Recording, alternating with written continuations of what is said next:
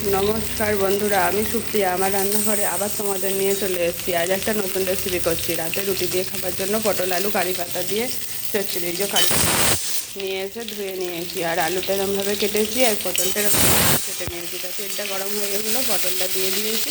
পটলের মধ্যে এবার দিতে থাকবো নুন আর হলুদ। অল্প একটু পটলটায় নুন দিয়ে দিলাম, অল্প একটু হলুদ দিয়ে দিলাম। এবার পটলটা লাল লাল করে ভেজে নিই। এই দেখো বন্ধুটা, পটলটা ভাজা হয়ে গেছে।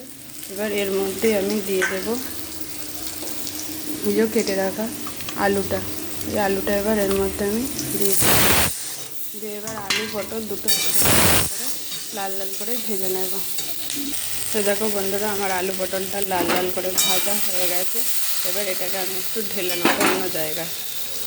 এবার কড়াটা খালি করে কড়াটায় তেল দিয়ে দিয়েছি। এবার এর মধ্যে দিয়ে দেবো লঙ্কা আর কারি পাতা। এই দেখো বন্ধুরা, লঙ্কা আর কারি পাতাটা দিয়ে দিয়েছি। এবার একটু ভালো ভালো করে নিচ্ছি। কারি পাতা আমাদের শরীরের সাথে খুবই উপকার, তাই এইভাবে রান্না করে খেলে ভালোই হয়। স্কিন এর পক্ষে খুব উপকার, তাই যে দিয়ে ভালো করে ভেজে নেয়। দেখো কারি পাতাটা আমার ভালো করে ভাজা হয়ে গেছে, বেশ গন্ধটা উঠেছে। এবার এর মধ্যে আমি পটল আলুটা দিয়ে নেড়ে নেব। একটুখানি অল্প করে জল দেব। অল্প একটু জল দিয়ে দিয়েছি। এবার চাপা দিয়ে দিয়ে গ্যাসটা আস্তে করা যাবে। এই দেখো বন্ধুরা, আমার পটল আলু চচ্চড়ি রেডি।